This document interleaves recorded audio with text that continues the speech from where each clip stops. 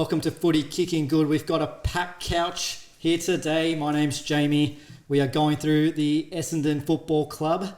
Introducing first, you know him as my main man, co-founder of the Carl Langford Appreciation Group. I do. I am a staunch defender of Carl Langford. Yeah, I'm the other co-founder, by the way, just in case anybody wanted to know. I picked up on that. To my right, I've got Travis, my future brother-in-law. I'm told he loves fishing and refuses to do calves at the gym. Why don't you like the calves? I just think no matter what I do with my genetics, nothing will change these calves. Look, Sri Lankan genetics, I'd just be like... Mate, we're all victims of our own genetic history. Spot on. And we've got Jeromie, who I'm told is like absolutely the most dedicated Supercoach draft participant we've ever had. Didn't really understand how the waiver worked. Woke up at 4 a.m. to try pick up Jack McRae. As if that was brought up. Oh, yeah, no. And didn't really work out for him because he had to actually just put in a waiver claim for him. He didn't have to actually wake up at 4 a.m. Rookie mistake, guys. I'm surprised that got brought up. And I'm pretty sure Travis over here picked up Jack McRae. I did, and he was useless. All right, boys. Essendon, give us a rundown. Like, what are your thoughts heading into the season before we go through the ins and outs? So I just want to start off by saying I apologise in advance if this turns into a rant because this football club has let me down for 20 years. I think you feel the We're same going to have way. To carry this for the Essendon supporters, I think, Flynn. I'm the same. I think time's up now for Essendon to push into the 8 and break a finals win. But yeah, it's been a very tough, probably 20 years now. No final win, no success. So time's up now, pretty much. So Time's up. All right. You guys, at least, are you optimistic in any regards heading into the season? half yes, half no. I'm just no, because I reckon every year the media pump us up a bit. We start well and just go down a cliff. So it's just, what's the definition of insanity? Doing the same thing over and over again, expecting a different result, but it's the same old Essendon. The good thing is, though, we haven't had much media attention on us, pumping us up. So last few years we've had people in the media coming out and saying, Essendon will be top 4, Essendon may go for the premiership. We haven't had that this year so far, which is good. That's so true. Hopefully that's a positive direction. Well, look, you can turn around very quickly. We'll look to the ins and outs of the side. I think there's some promising talent here. We got Angus Clark, who was a nice pickup in the draft. Archer Day Wicks. Cale Guerin is a forward ruck.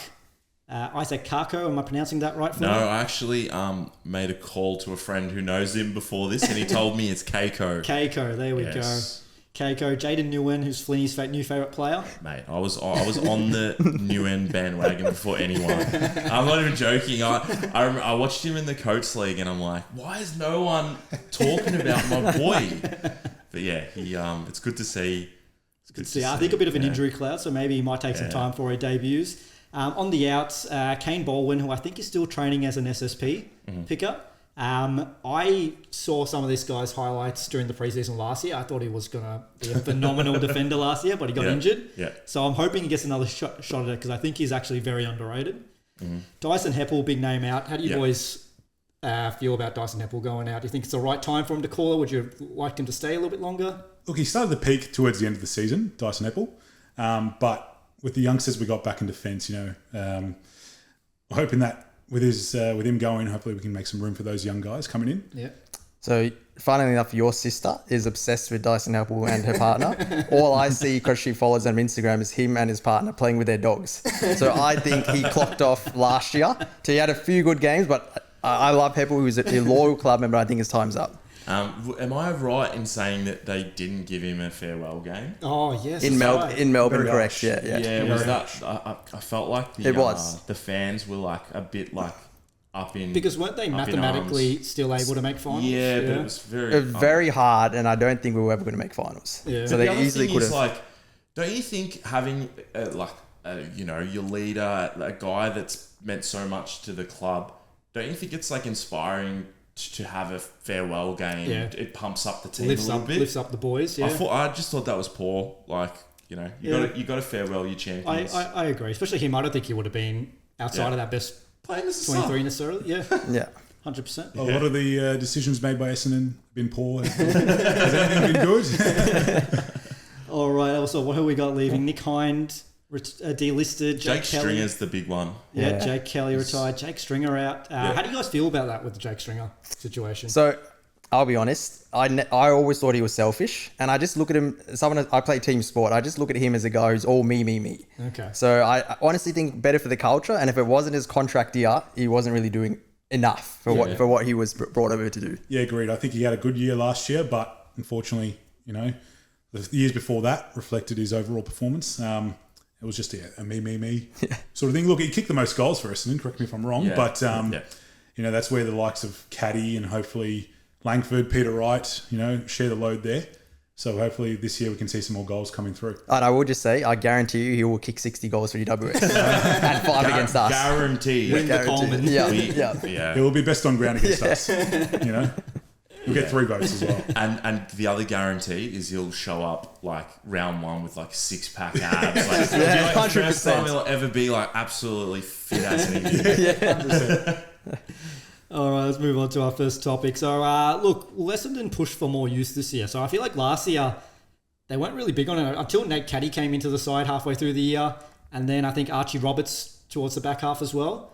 Like those are their 2 debutants where most clubs, even like really competing clubs, actually push through a lot more youth. For sure. They were kind of not doing it as much, which, judging by a lot of their delistings, I guess, at the end of this year, you almost feel like, well, that's the approach they're now going to be taking. Maybe a bit too late. Yeah.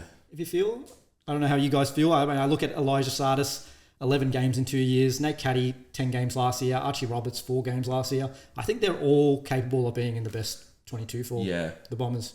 Well, the hard question is, though, with Sardis, how do you fit him in the current squad? Unfortunately, Essendon have had a history of drafting midfielder after midfielder. Yeah. Or recruiting midfielder after midfielder. Unfortunately, and the midfield at the moment is quite packed.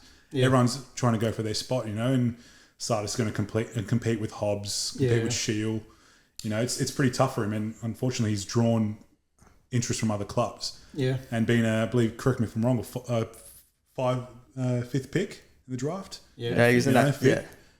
We can't afford to lose these sort of guys, so I think we need to invest in these guys and get him playing. He's got good talent, but the question is who goes out for him. The rest of that draft that he was in the top 10, a lot of them have like absolutely excelled in their teams. So it's like he's one of the outliers where it's like it just hasn't happened for him yet. Yeah, you hear it every preseason as well about like how well he's going. Like it's almost like a pump up every preseason. He's a ball magnet, but he just can't seem to break it to the side for whatever reason. One of the issues, and I'll ask this to you too, is I feel like he doesn't really have a point of difference to like a Parrish or a Hobbs or like Merritt, I think his point of difference is like elite ball user, like, one touch type player. Yeah. I think if the young man could add some like a couple of strings to his bow, whether it's like being able to kick goals or, tackling pressure or something like that, maybe that would be something. But to me, he's just like a ball magnet. That's about it. That's right. And I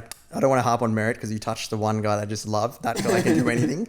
He's carrying that midfield. And I think another one that came up was like Durham. He had his point of difference was he made himself different. That's why Durham is a fixture in the midfield every week. He goes in. I'm positive on the Dons in terms of like, I feel like they've got the right players, like in terms of like a spine. I feel like if I think of like Perkins, Durham, Merritt's a great leader to have there as well. I would love to see Sardis push out a little bit more. Then you've got, Kako, Caddy. Keiko. Screw it. To be honest, if I'm wrong, I'm going to look like the biggest tool. But you got them up forward as well, and you've got like your older heads like your Peter Wrights and your Carl Langfords. Backline's a little bit more wobbly. Ridley can't stay injury free, but like I think you still got like Zach Reed. Hopefully gets through his issues. Still think you got a really nice spine there to build on. I'm not too sure. Do you guys think that like because you mentioned how they didn't blood many of the young players last year?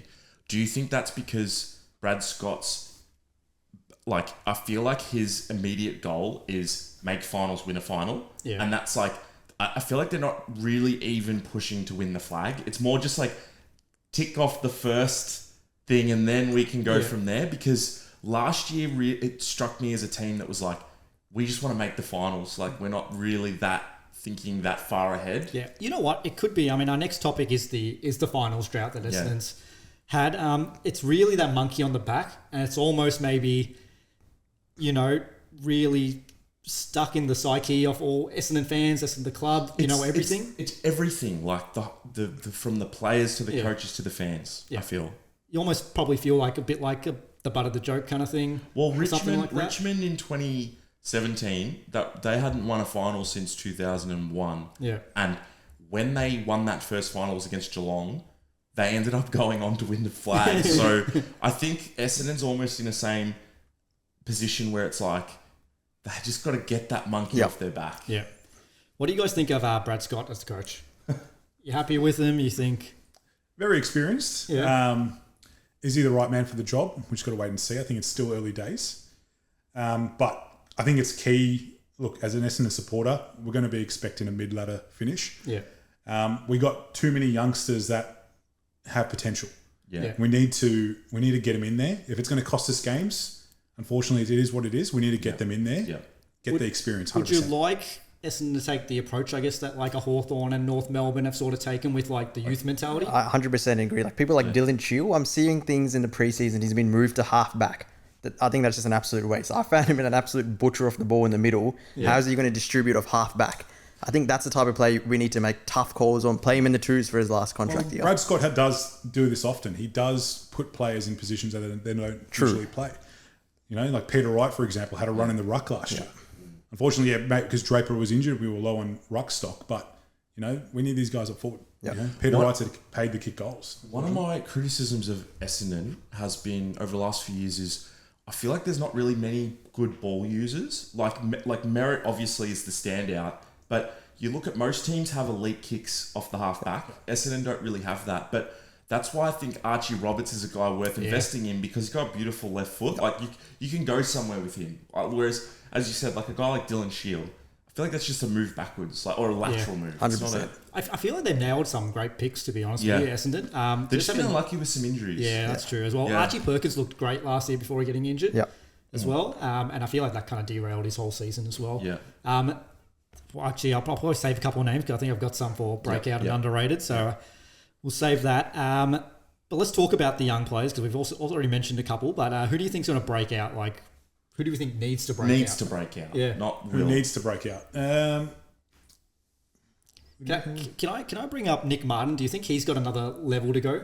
His efficiency needs to be worked on. Yeah. Unfortunately, his kicking has been pretty poor. Yeah. There's been games where it's been under 50% sometimes, It's been pretty poor, unfortunately. Because he got moved to the back line. He did get moved to the back line, take a lot of the kick-ins. Look, he racked up the disposals, but unfortunately the efficiency wasn't there. So I have a theory about players like Martin where he actually is a technically beautiful kick, but the guys that are the best kicks often have the worst kicking efficiencies because they bite off the hardest kicks. Exactly right. So he takes on like really difficult kicks. Yeah. I think if he just like maybe went like back to basics a little bit, he'd be doing better. I remember going to a few games last year and he'd have an easy option, but he'd take the one across his body. I guess if it comes off, he sets up a goal, but more often than not last year, I swear he would just butcher the kick. Yeah. I think most are tracking in the right way when I look at guys like, Caddy, Perkins, Martin, you'd hope, fixes that part of his game.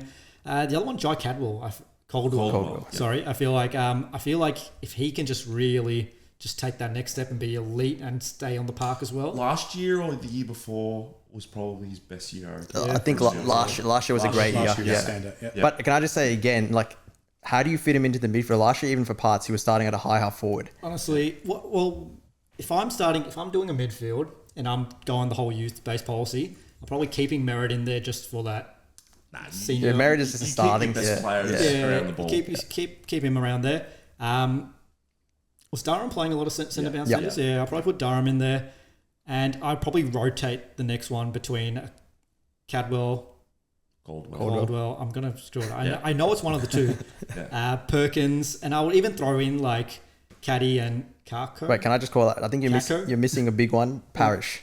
The thing with Parrish is that I look at him like Adam Chera last year, where I feel like he's a very good player. He can come in, play a game, but he can't build consistency because of his body. Yes. So that kind of ruins your whole kind of chemistry in that midfield group. If we go back a couple of years, I think it was 2021 where he was on the park the whole year. That was one of the great seasons He was one of the seen. best players. Exactly. I think he was great, and I feel like I feel like Essendon maybe fell short. Like they should have sold him off. Like I know Geelong was interested for a while. Yeah. He had such higher currency at that point in time. We offered him a 6-year contract, and then he goes and breaks down. He's now got persistent back problems playing him. He's affected the start of this year, unfortunately. But he's a clearance king. He's we were lacking in the clearance department significantly. I think he's an exceptional player when he's up fit and firing. When he's up fit and firing, 100%. But unfortunately, just like Ridley, it's just the persistent soft tissue injuries that are bothering a lot of our players, unfortunately.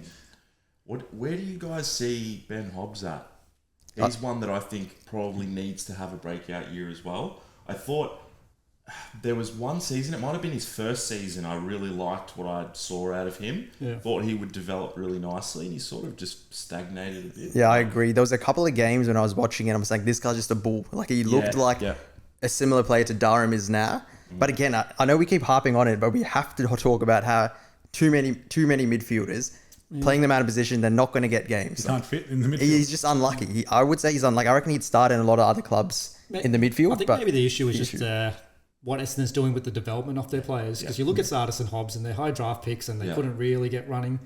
Well, the thing is that it's sort of like a chicken or the egg type thing, where it's like, is it the player that they've drafted is just, an average player?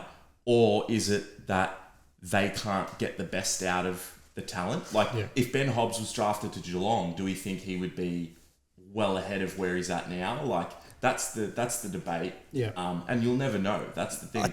But often a lot of players will leave clubs and go on to be better somewhere else. So you sort of get a feel for the fact that, some clubs develop players better than others. I think that sums us up perfectly. I was just going to say, it is 100. I don't know why you're saying it's not. It 100% is a culture thing. True, You're 100% right. You just got to look at Geelong, as you said. Yeah. They're the benchmark. People come to Essendon and they just fall off a cliff, I think. I think if Hobbs went to a Collingwood or a Geelong, I think he'd be up there. It's a culture thing. One of thing. the best players, Unfortunately, I honestly, the question is where do you fit Hobbs? We had the opportunity to trade Shield off to St Kilda. Unfortunately, I'm not too sure why.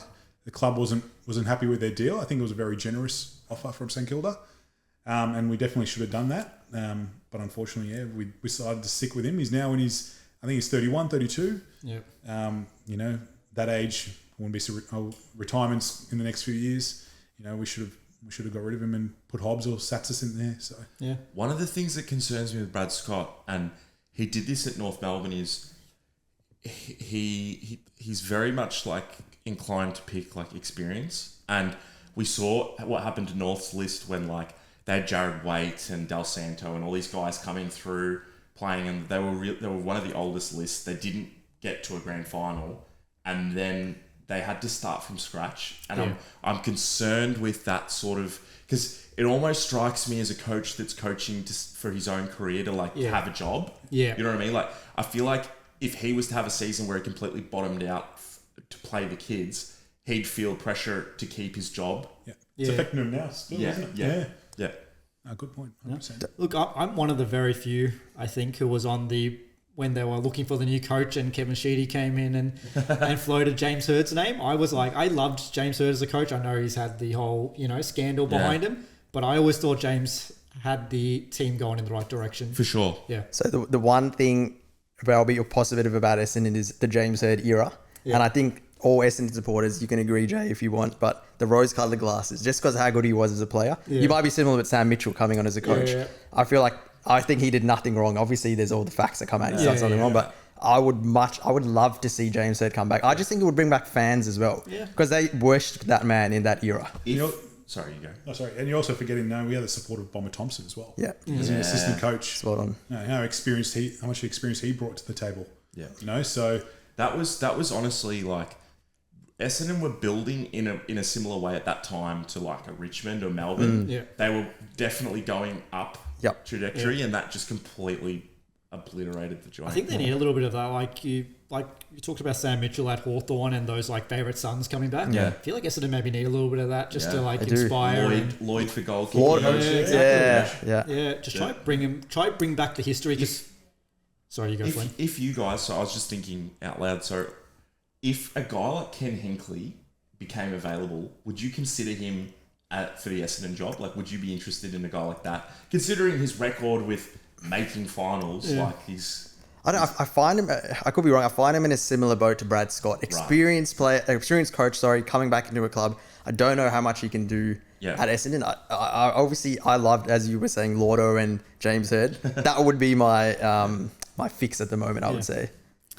Let's go through some of the individual awards, and you guys tell me. I don't know how you guys feel, but anybody could possibly win a Brownlow on the Essendon side heading into. You mentioned this guy already, Zach Merritt. Merritt. That guy kicks the ball elite. He stands out as well. He puts hard. the team on his back. Yep. He's one of the rare few who could probably win it in a poorer side if he needed to. That was the thing I think held him back last year, just how poor we were. Yeah. But if we were a top 4 side, Merritt would have been up top 3. Easy. Yeah.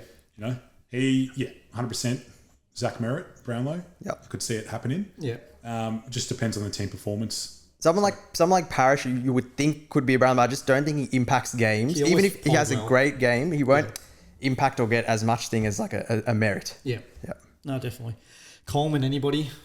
Not every team, I guess, has that. Another one for me would just wear rose-colored glasses. Nate Caddy, like if he could, like I think I want him to be the next Lordo. Spectacular turnaround. The only thing with Caddy, I'm a big fan of Caddy. Yeah. I just think he has so many attributes that like are outside of being a forward. Like I feel like they're gonna play him everywhere. Yeah. Like I saw footage of him from training, and he looked like prime Chris Judd.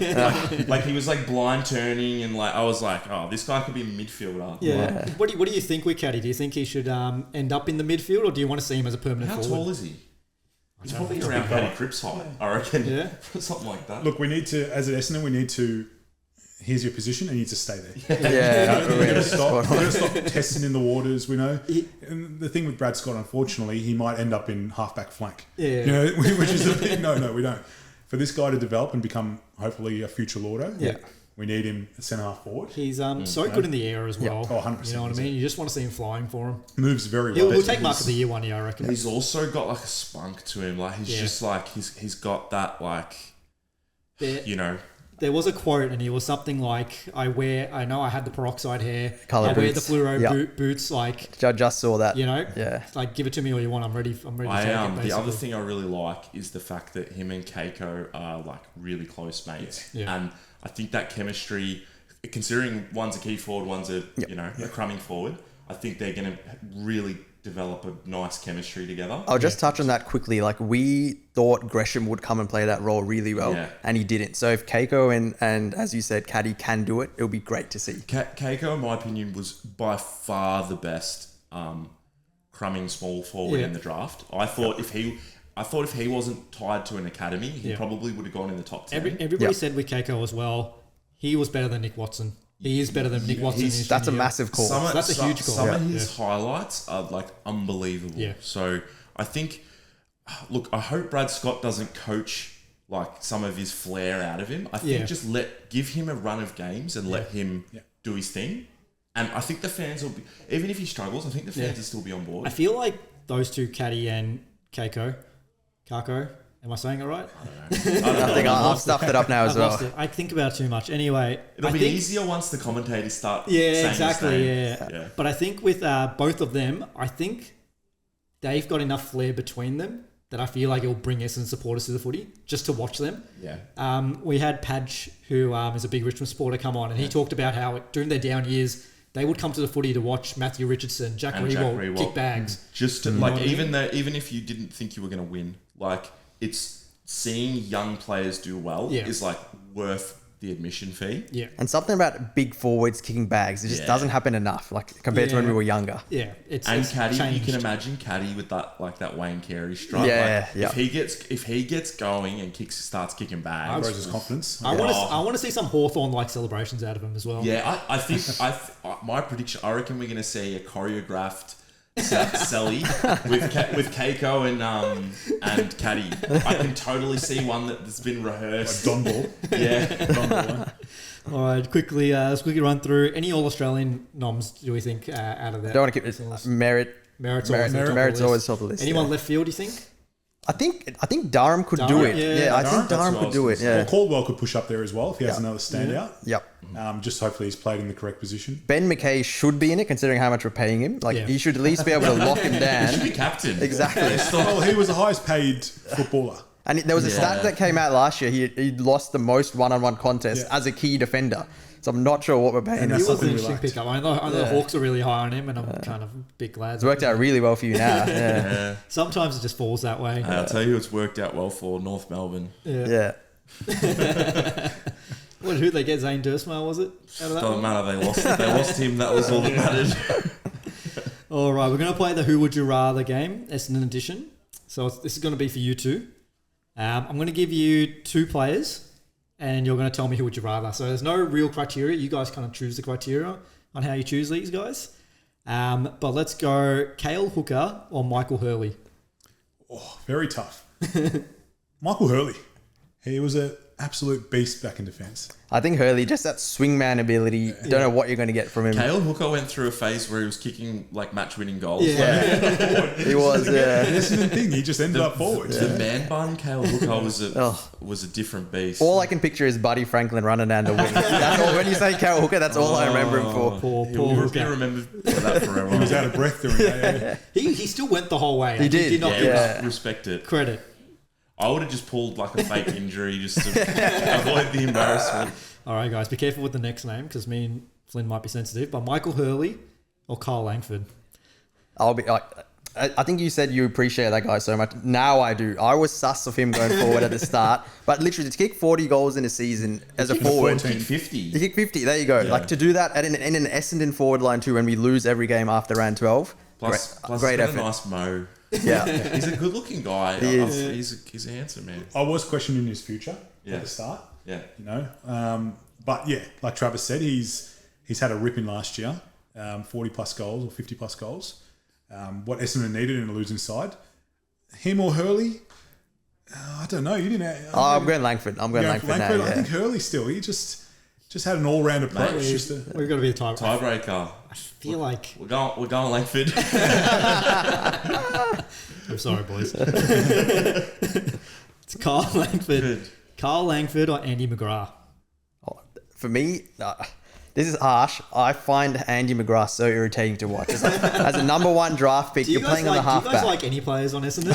How can we? the ones that make effort. The ones that try. Essendon's that other try. thing, like the thing with Merritt is like, aside from his kicking, you can see this guy cares. Like he cares. will tackle, he will do everything. Yeah. Andy McGrath's coming to number 1 pick, getting cheap possessions of halfback. Like we don't need that. Yeah, they could have had McCluggage. McCluggage, I was just going to say, McCluggage went at number 2, and McCluggage is now a superstar. Yeah. You know, but then again, if Essendon got McCluggage, another midfielder, Yeah, we would have not it played would have him. been too much. He would have ended up at full back. And how things are going. Are we sticking with Carl Langford? I'm going Langford. I'm going Langford as well. Okay, Langford.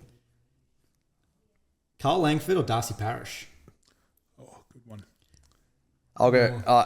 I like Parrish. Like Yeah, that okay. 2021 season. I think I don't know how much you can attribute someone getting injured to themselves a lot. I don't know, but I think if he's not injured and he has a clear run, Yeah. I have to go Parrish. Yeah, agreed. If Parrish is on, injury free, he'll be a superstar. Cool. Darcy Parish or Dyson Heppel? Great question. Again, Heppel, when he started, I was a bit younger. Yeah. But I do remember he came out, I think he won the Rising Star. So from the start, he was in the midfield and doing well. His first 3 or 4 years were his best years. Yeah. Yeah. And I think those 3 or 4 years, so tough. Because all I remember of Heppel now is the recent years. Yeah. But that's fair. I think Heppel, just for his longevity, captain of our club, Yeah.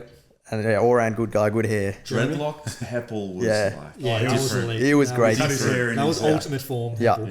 Yeah. He cut his hair and just things changed. Like That's Samson. like dreadlock Scott Pendlebury. Oh, Like a yeah. mythical.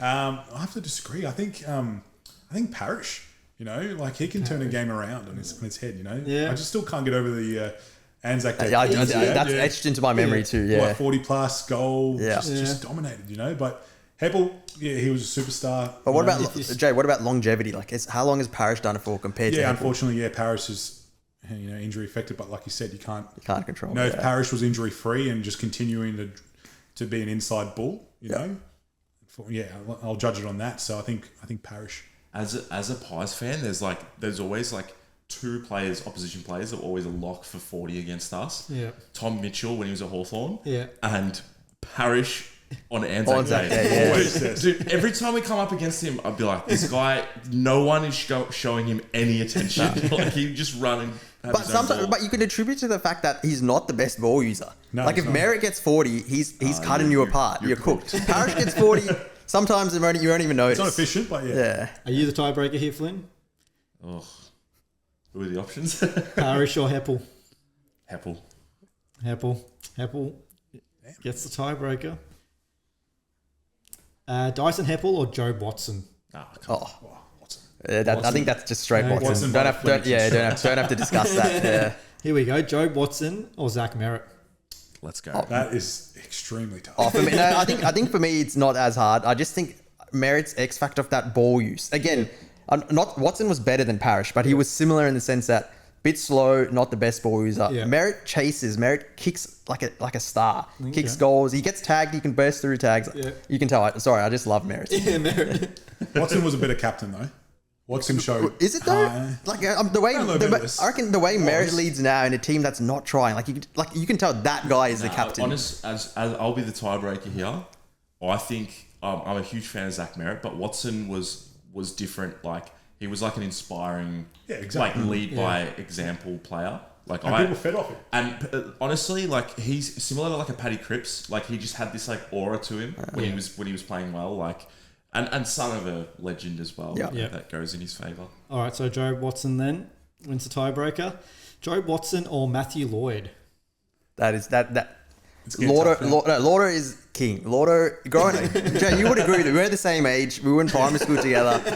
My email address is Travis. Oh, sorry, my primary school email address was Travis_rules18, and the 18 was for Lauder. God's number. I was obsessed. Like, he could do no wrong. Even now on the Sunday Footy show. Hurley?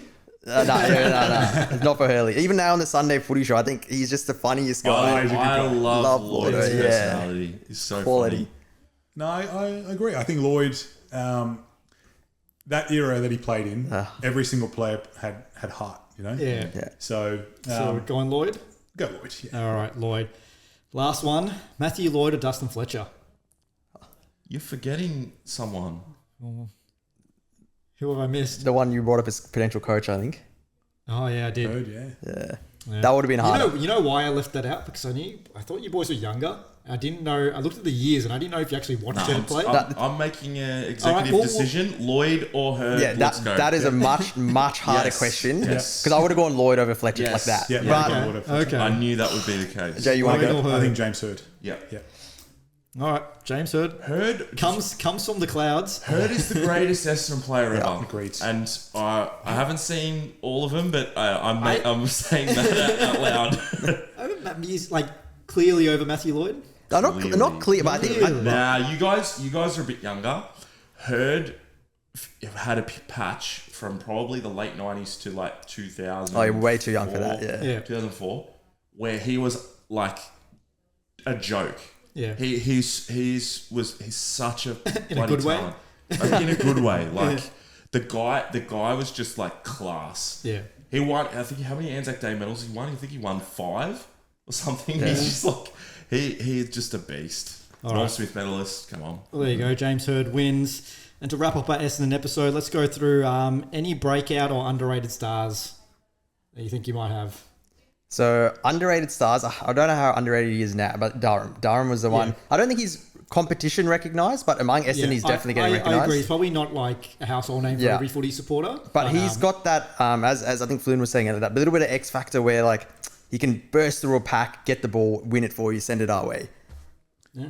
Yeah, I'll go with Archie Roberts. I know he only played like 3 games Yeah. last year, but now that Heppel's out, you know, you'd hopefully think he's going to cement his spot in. He looks like a gem. And he's an absolute star, I reckon, already. So if we can hopefully keep him in defence and cement his spot there, honestly, the next couple of years we'll see him dominating. So I was going to go the same, but might need some help with the pronunciation. Saad El Hawali. Yeah, I think I don't want to try myself just in case. So he obviously I think he was a mid-season Last year. pickup. He would have played last year straight away. He got injured. Yep. But I saw him in the VFL and he was an absolute jet. And I think he will definitely get a crack off the half-back line this year. I think he's one to look out for. Yeah. Look, I had breakout Jai Caldwell. Yeah. I think we've already mentioned him before. And underrated, this guy's been injury prone and I've kind of been waiting for him to come back. But Nick Cox, I think he's still got something to provide. Sorry, Jamie, can I just quickly mention something about Nick Cox? Yeah. So after another disappointing Essendon loss, I was scrolling. The AFL put up a post after each game, right? Yeah.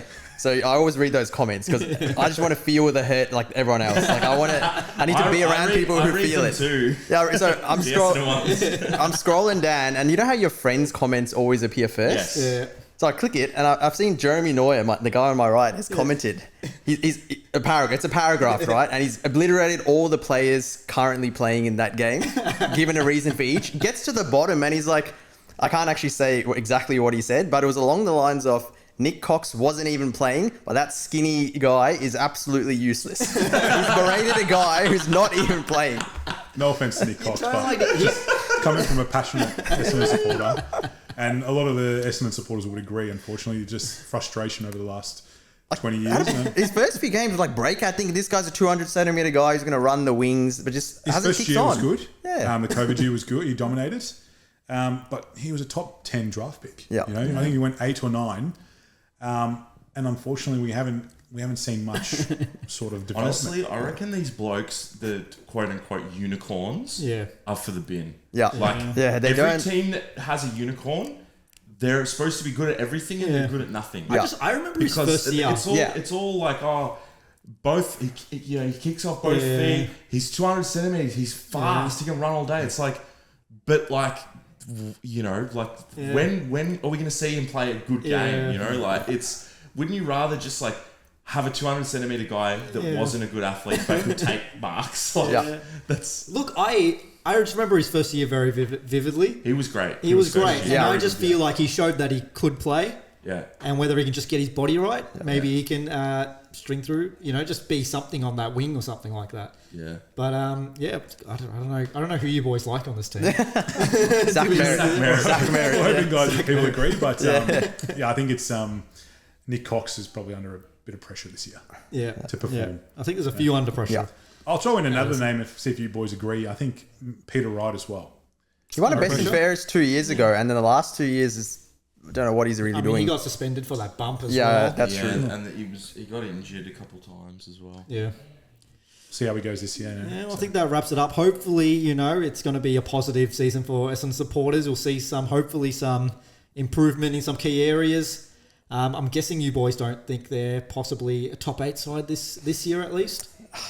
Look, can I just say I've gone to the stage where I don't want to jinx them. So it's easier just to say I think they'll finish 10th.